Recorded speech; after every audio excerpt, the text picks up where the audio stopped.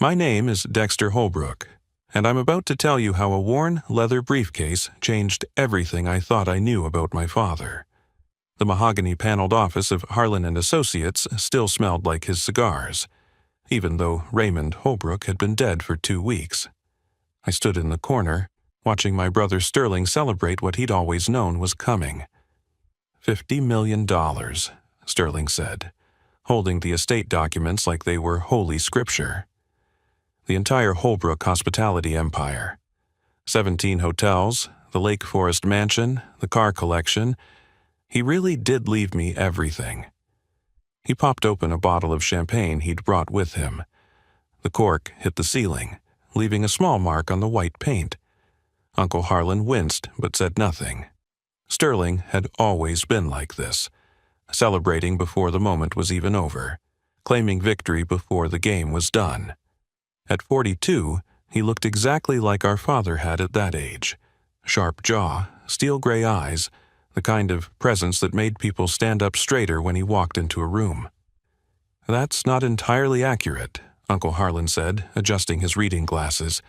He was 70 now, our father's younger brother, the family lawyer who'd handled Holbrook business for 4 decades. "There's something for Dexter as well." Sterling laughed, as he poured champagne into a coffee mug he'd grabbed from Harlan's desk. "Oh, right, I forgot. What did Dad leave you, Dex? Please tell me it's at least enough to buy a better car than that Honda you drive." I didn't answer. I was 38 years old, a high school chemistry teacher at Lincoln High, and I'd made peace with being the family disappointment years ago. While Sterling had joined Dad in the hotel business straight out of Northwestern, I'd chosen chalk dust and lesson plans.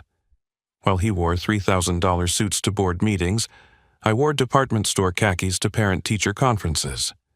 We both knew how this would go. Uncle Harlan reached under his desk and pulled out something that made my stomach drop. It was a briefcase, brown leather so worn it looked like it had been dragged behind a truck. One of the brass corners was completely tarnished green, the leather handle was cracked down the middle and wrapped with duct tape, and one of the 2 locks hung at an odd angle like it had been forced open and never properly fixed. "Raymond wanted you to have this," Harlan said, pushing it across the desk toward me. The room went silent for exactly 3 seconds. Then Sterling erupted. "Are you serious right now? That's it? That's his inheritance?" He was laughing so hard he had to set down his champagne. "Oh my God, Dex, do you know what that is? That's Dad's first briefcase, from when he was selling insurance policies door to door in the 70s, before he bought the first motel. He used to keep it in the library like some kind of trophy." I picked up the briefcase. It weighed almost nothing, like it was empty. The leather felt rough under my fingers, dried out and neglected. There was a dark stain on one side that could have been coffee or something worse. When I tried the latches, they wouldn't budge. Locked or jammed, I couldn't tell. He kept saying you needed to learn the value of hard work, Sterling continued, wiping tears of laughter from his eyes. "Guess he figured you should start where he did, 40 years too late. Hey, maybe there's a list of his old insurance clients in there. You could cold call them, see if they need coverage." "Sterling, that's enough," Uncle Harlan said, but there was no real force behind it. "Come on, Uncle Harlan, even you have to admit this is classic Dad. Dexter spends his whole life rejecting the family business to go play with test tubes and grade papers, and Dad leaves him a reminder of what real work looks like. It's poetic, really." My mother was watching all of this through a laptop screen, video calling from her condo in Boca Raton. She'd remarried 3 years after she and Dad divorced, to a man named Philip who apparently made his money in real estate. Her face showed no emotion as she watched her sons divide their father's legacy. She'd always been good at that, keeping her thoughts locked away where no one could reach them. "Anything you want to add, Vivian?" Harlan asked her. "Raymond always had his reasons," she said quietly. Then the screen went black. She'd disconnected without even saying goodbye. Sterling stood up, straightening his Italian suit jacket. "Well, little brother, If you need a job, I'm sure I can find something for you at one of the hotels. Maybe bell service. You're good with helping people, right? That's what teachers do. He clapped me on the shoulder as he headed for the door, already pulling out his phone to call someone, probably his wife Miranda, to share the good news. The champagne bottle sat on Harlan's desk, still 3/4 full, abandoned now that the celebration was over. I stood there, holding that beat-up briefcase, and something inside me shifted. Because Uncle Harlan was looking at me with an expression I'd never seen before. Not pity, not sympathy, something else entirely. Something that looked like anticipation. The reading of Raymond Holbrook's will should have been straightforward. Dad had built his hotel empire from scratch, starting with one roadside motel in 1975 and expanding to 17 luxury properties across the Midwest. The Holbrook name was on buildings from Chicago to Kansas City, each one a monument to his belief that hospitality was about more than just beds and breakfast. It was about creating experiences, he used to say, about making people feel like they belonged somewhere special, even if just for one night. Sterling had worked beside him for 20 years as vice president of operations. He knew every property by heart, could recite occupancy rates and revenue projections in his sleep. He'd married Miranda from the Ashworth Hotel family, creating what Dad called a dynasty of hospitality. Their twin daughters, Madison and Mackenzie, were already talking about hotel management programs at Cornell. The succession plan had been written in stone long before Dad's heart attack in the library of the Lake Forest house. I chose a different path. Teaching chemistry at Lincoln High paid $48,000 a year, barely enough to cover rent and student loans, but there was something about watching a kid finally understand molecular bonds or seeing their face light up when an experiment worked perfectly. Dad never understood it. "You're wasting your potential, Dexter," he'd said at every holiday dinner, birthday celebration, and family gathering for the past 15 years. "Your brother understands legacy. You understand periodic tables. One builds empires, the other builds nothing." The last time I saw him alive was at his 71st birthday party 3 months ago. Sterling had rented out the ballroom at the flagship Holbrook property, invited 200 guests, hired a 12-piece band. I'd shown up late, still wearing my teaching clothes because I'd been helping a student after school with their science fair project. Dad had looked at me across that glittering room, surrounded by senators and business moguls, and just shook his head.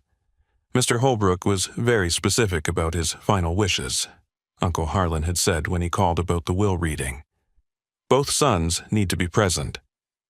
Now, sitting in Harlan's law office, I understood why. The room hadn't changed since I was a kid. Same heavy oak desk that had belonged to Harlan's father, same leather chairs that creaked when you shifted your weight, same portrait of our grandfather, Samuel Holbrook, who'd started the family's first business selling farm equipment in the 1920s. Sterling had taken Dad's usual chair without asking, spreading himself out like he already owned the place. "Before we begin," Harlan said, pulling out a thick folder, "I need to verify that everyone is present. Sterling Raymond Holbrook?" "Present and ready to get this done," Sterling said, checking his Rolex. "I have a meeting with the board at 3. "Already scheduling board meetings?" I asked. "Someone has to keep the empire running. The hotels don't manage themselves just because Dad died." "Dexter Allen Holbrook?" Harlan continued. "Here," I said, and Vivian Holbrook, attending virtually from Florida. My mother's face appeared on the laptop screen. She was 65 now, but looked younger, her hair still blonde, her face carefully composed. Philip lurked in the background, a shadow in a golf shirt. She'd met him at a charity event in Miami, married him 6 months later. Dad didn't attend the wedding, said he had a conference in Tokyo that couldn't be rescheduled. "The estate of Raymond James Holbrook," Harlan began, his voice taking on the formal tone of legal proceedings. "Executed this day, with all provisions to be carried out according to his express wishes." He looked up at us over his reading glasses. Your father updated this will 6 weeks before his death. He was very particular about the language. 6 weeks ago? Sterling frowned. He didn't mention anything about changes. He wasn't required to, Harlan replied, then continued reading. To my eldest son, Sterling Raymond Holbrook, I leave the entirety of Holbrook Hospitality Holdings, including all 17 properties, associated real estate, the estate in Lake Forest, my collection of vintage automobiles, and all associated assets, stocks, bonds, and business interests, valued at approximately $50 million. Sterling didn't even try to hide his satisfaction. He leaned back in the chair, fingers laced behind his head.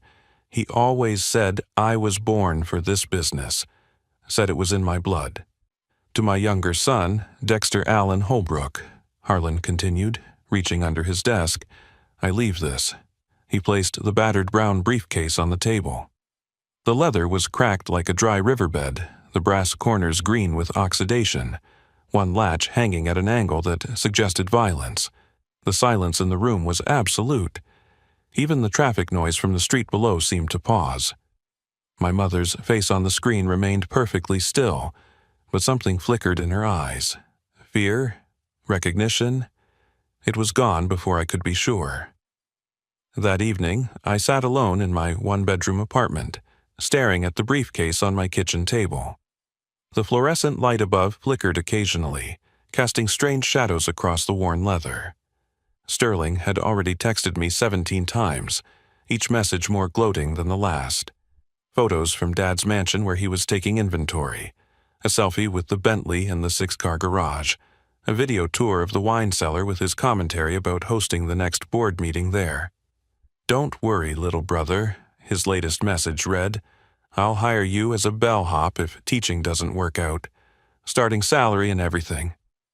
I poured myself a glass of bourbon, the cheap stuff from the grocery store, not the $100 bottles Dad used to keep in his study.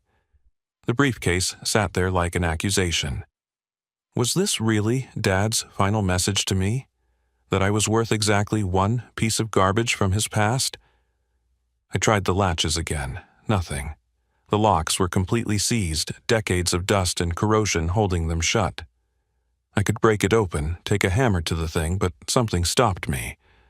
Maybe it was the way Uncle Harlan had looked at me when he handed it over, that strange expression of anticipation.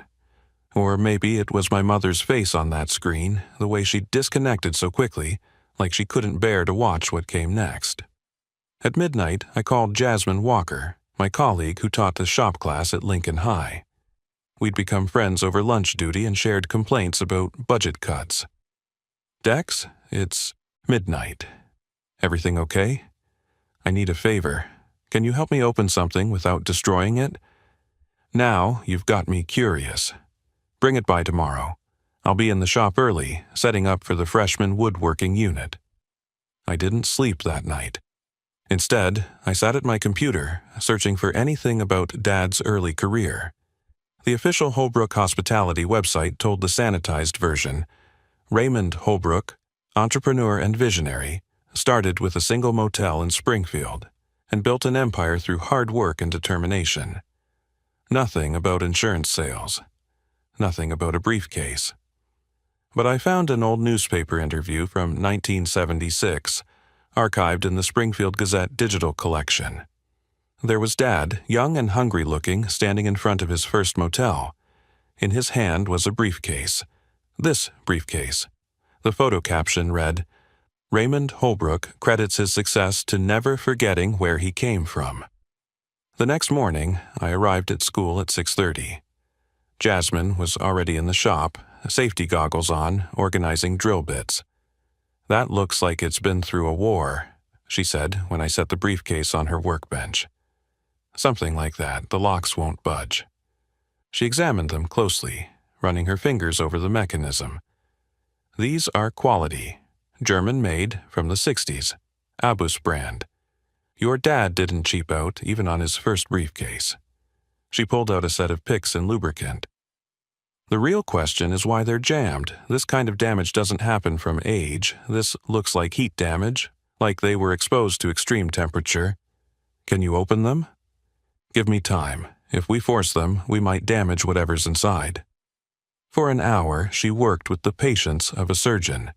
Students started arriving for first period, but she waved them off, told them to read Chapter 6. I paced behind her, checking my phone. Sterling had sent another message, this time a photo of him sitting in Dad's office chair at the flagship hotel. "Feels right," the caption said. "Got it," Jasmine announced as the first lock clicked open. The sound was louder than it should have been in the cluttered shop. The second lock fought harder, grinding against her picks. Whatever happened to these locks, it fused some of the internal mechanisms. Someone really didn't want this opened, or maybe they didn't want it opened easily. When the second lock finally released, my hands were shaking. Jasmine stepped back, giving me space. "You want privacy?" "No, stay. I might need a witness." I opened the briefcase slowly. The leather hinges creaked like they were announcing something important. Inside was a single envelope, yellowed with age, my name written across it in Dad's handwriting. Beneath it, wrapped in plastic, were stacks of documents. The letter was brief, just 3 lines that made no sense. "Dexter, go to First National Bank, downtown branch. Account 0037. Tell them you're picking up for Raymond. They'll know." "Dad?" "That's cryptic," Jasmine said, reading over my shoulder. Dad was never cryptic. He was the most straightforward person I knew. He said what he meant, usually whether you wanted to hear it or not. Maybe that's what he wanted everyone to think. The straightforward hotel mogul with nothing to hide. I picked up the plastic-wrapped documents. Through the cloudy covering, I could see they were old, some typed on a typewriter, others handwritten. There were photographs, too, black and white, faces I didn't recognize. "You going to the bank?" Jasmine asked. "I have to. This is the only thing he left me, even if it's just some kind of final insult I need to know." I called in sick the next day, something I'd only done twice in 10 years of teaching. My principal, Dr. Rodriguez, sounded concerned. "This isn't like you, Dexter. Is everything all right?" "Family emergency," I said, which wasn't entirely a lie. The drive downtown took 40 minutes in morning traffic. First National Bank's original branch stood like a limestone fortress among the glass towers, a relic from the 1920s when banks were built to look like they could survive anything. Marble columns flanked the entrance, and the brass doors were so heavy I had to lean into them with my shoulder. Inside, the lobby stretched 3 stories high, with murals on the ceiling depicting commerce, industry, and agriculture as Greek goddesses. Everything whispered old money, the kind of wealth that didn't need to announce itself because it had always been there. My footsteps echoed on the marble floor as I approached the teller windows.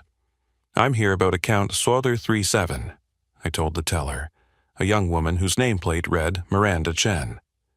"I'm picking up for Raymond Holbrook." Her fingers froze over the keyboard. She looked at me, then at her screen, then back at me. "One moment, please." She picked up a phone, dialed 3 numbers, and spoke in a whisper I couldn't hear. "Someone will be right with you. Please have a seat." I sat on a leather bench that probably cost more than my car. Other customers came and went, conducting normal banking business while I waited. 5 minutes became 10. I was about to return to the window when a man emerged from a door marked Private. He was in his 60s, wearing a suit that looked hand-tailored, with silver hair combed back from a face that belonged on currency. "Mr. Dexter Holbrook? I'm William Thornley, branch president. We've been expecting you." "Expecting me?" "Your father made arrangements. Please follow me." We walked past the regular banking floor, through the private door, down a hallway lined with oil paintings of previous bank presidents. Thornley used a keycard to access an elevator I hadn't noticed, brass fixtures and wood paneling making it look original to the building.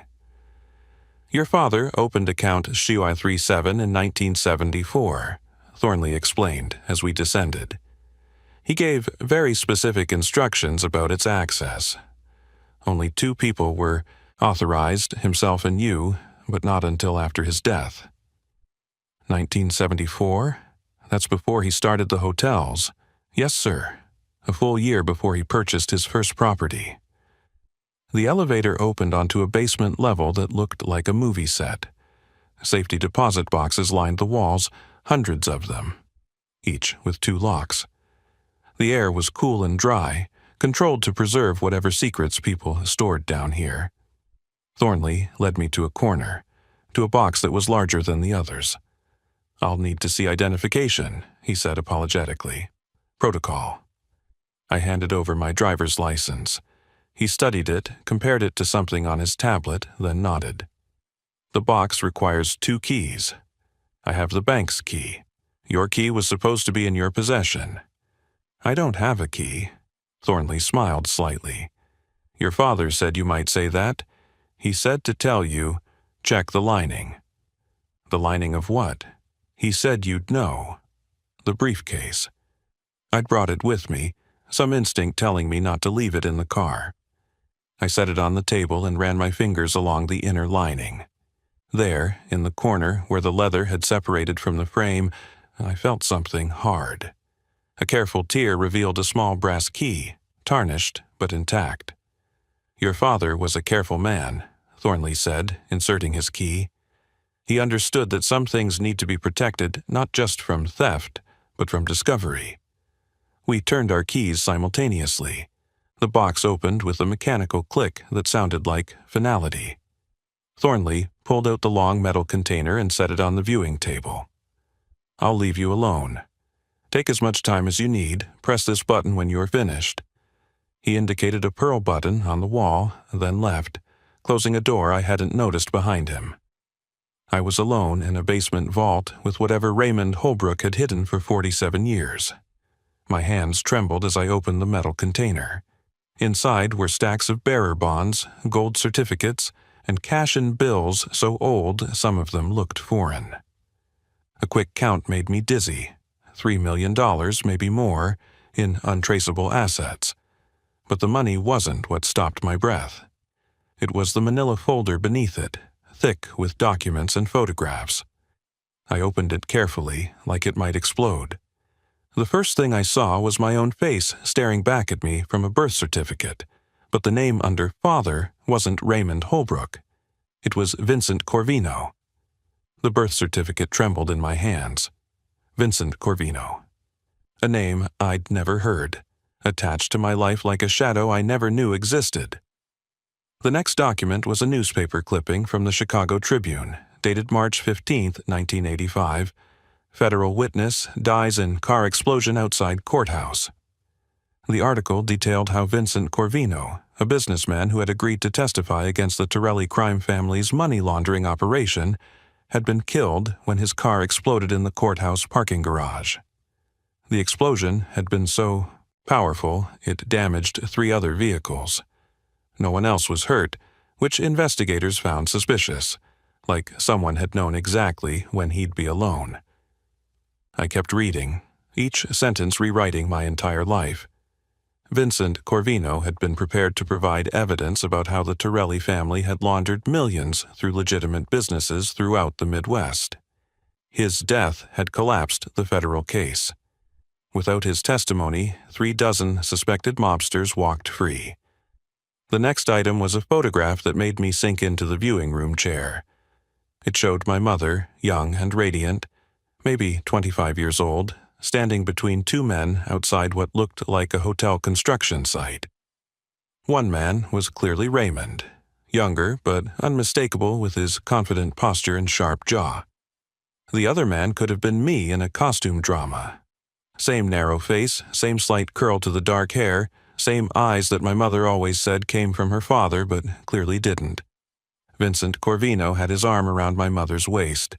She was leaning into him, smiling in a way I'd never seen her smile at Raymond. More photographs followed. Vincent and Raymond at a ribbon-cutting ceremony, the 2 of them shaking hands over architectural blueprints. A Christmas party where Vincent held a baby that had to be me, based on the date written on the back, December 1986. I would have been 10 months old. Then came the contracts, typed on an IBM Selectric, notarized and witnessed. The letterhead read, Corvino Holbrook Enterprises, Inc. The documents laid out a partnership formed in 1974. Vincent Corvino had provided the initial capital, $2 million in cash, for Raymond Holbrook to purchase and renovate 3 roadside motels. Raymond would manage the operations. Vincent would remain a silent partner. The profits would be split 60-40, with the majority going to Vincent. But there was a clause that made me read it 3 times to be sure I understood. Upon the death of either partner, their shares would transfer to their oldest male heir when that heir reached 40 years of age. If no male heir existed, the shares would go to the surviving partner. Vincent had died when I was 14 months old. According to these papers, on my 40th birthday, I would inherit 30% of everything Raymond had built. Sterling owned 70%, but not 100, not the entire empire he thought he'd inherited. The final document in the folder was a letter from Raymond, handwritten on his personal stationery, dated 3 weeks before his death. Dexter, if you're reading this, then you're standing in a bank vault, learning that your entire life has been a carefully constructed lie designed to keep you alive. Your biological father was Vincent Corvino, my best friend and business partner. We met in 1973 when I was selling insurance, and he was looking for legitimate investments for money that, frankly, I didn't ask about. Vincent wasn't a criminal, but he knew criminals. He'd grown up with them, went to school with their children, couldn't escape the gravitational pull of that life even when he tried. When he met your mother at a New Year's party in 1984, everything changed.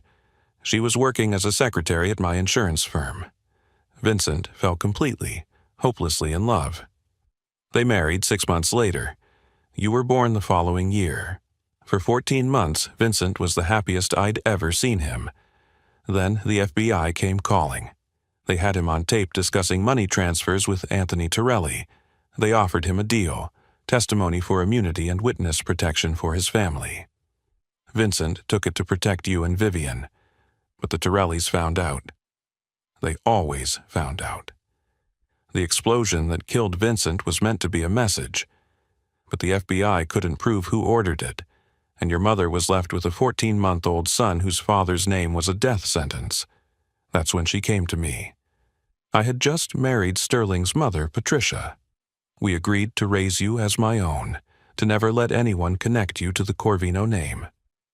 Your mother and I created a fiction that we'd had an affair, that you were my biological son from that relationship. Patricia agreed to the lie to protect an innocent child. She died believing you were my blood, and I let her. The Torellis believed Vincent's line had ended. They had no reason to look for a son who supposedly belonged to Raymond Holbrook, legitimate hotel magnate. You were hidden in plain sight, carrying my name like armor. Every harsh word I spoke to you, every criticism about your career choices, every comparison to Sterling, it was all designed to keep you small, unnoticed, invisible. The Torellis might ignore a high school chemistry teacher. They would never ignore a hotel executive worth millions. But Vincent's shares in our partnership remain valid. The lawyers tell me the contract is ironclad. On your 40th birthday, you can claim them. Sterling will fight it, but he'll lose. Vincent was too smart, and I made sure the documentation was perfect. The money in this box is also yours, Vincent's personal funds that I've been protecting. Use it however you wish, but be careful when you claim the shares. The Torelli family has long memories, though most of the old generation is dead or in prison now. Your mother knows everything. She stays away to maintain the fiction. The man she married in Florida, Philip, is former FBI, part of the original task force that tried to protect Vincent.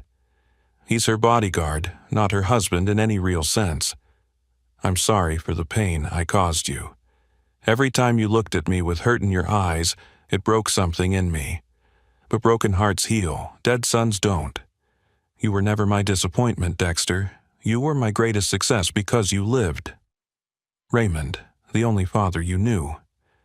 I sat in that viewing room for 3 hours, rebuilding my entire life story in my mind. Every harsh word from Raymond every push toward mediocrity, every comparison to Sterling that had cut like glass, all of it had been protection. He'd played the villain in my story to keep me safe from actual villains who would have killed Vincent Corvino's son without hesitation. I photographed every document with my phone, then carefully returned everything to the safety deposit box except for the letter. That I kept. Thornley was waiting outside when I pressed the pearl button. "Will you be removing the contents today, Mr. Holbrook?" "No, not yet. I need time to think." "Your father said you might say that too. The box is paid for through the next decade. It will be here when you're ready." I drove straight to Uncle Harlan's office. His secretary tried to tell me he was in a meeting, but I walked past her. Harlan was alone, reading a brief, and didn't look surprised when I entered. "You knew," I said, placing Raymond's letter on his desk. "You knew everything." He removed his reading glasses, folded them carefully. I drew up the original partnership contracts in 1974. I was there when Vincent and Raymond shook hands on their first deal. I stood as witness at Vincent and your mother's wedding, though we told everyone later that never happened. And yes, I knew who your real father was. Sterling doesn't know.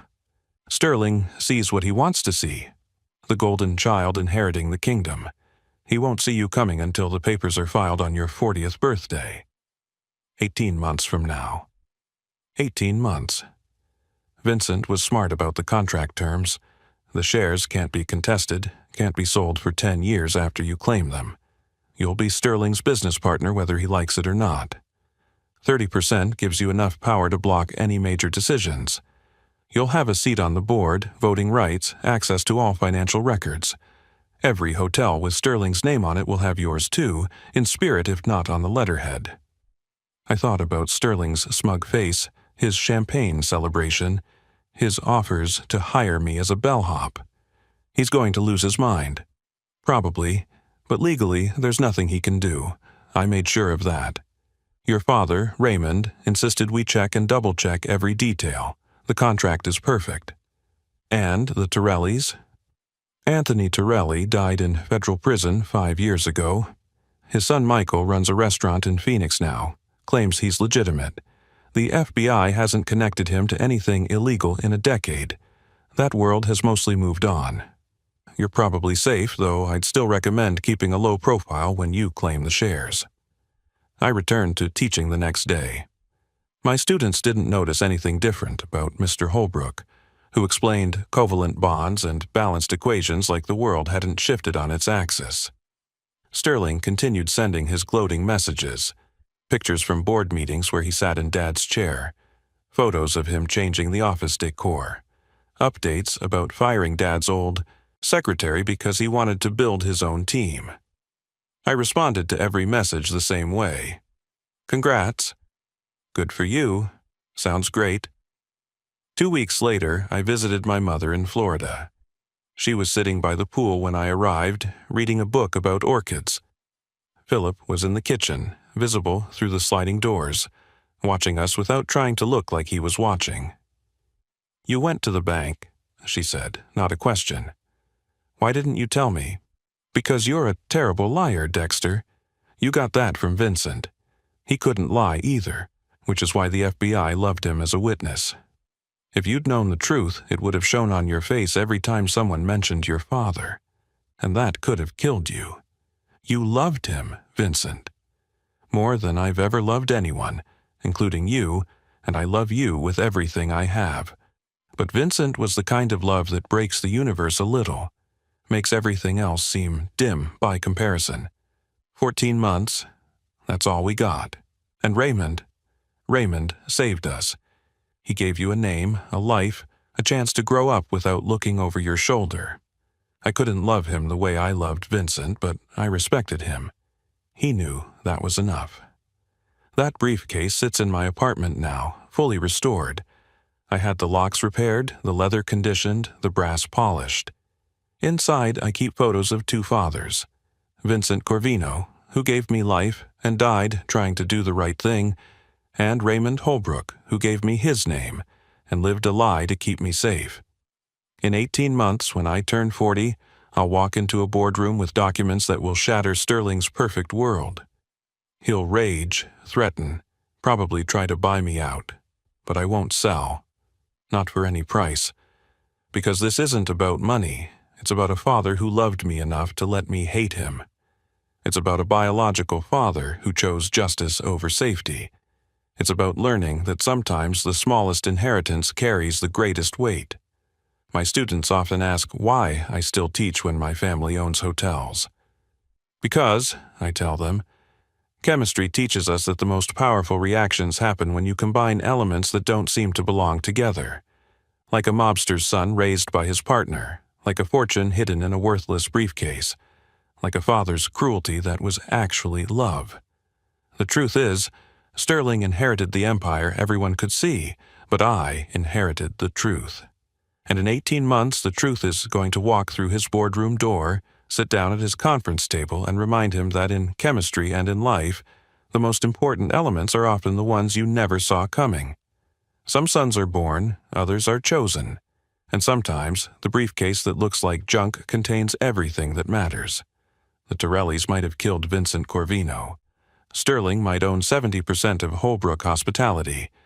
But I'm still here, teaching chemistry in a public high school, waiting for my 40th birthday, like a chemical reaction, waiting for the right catalyst.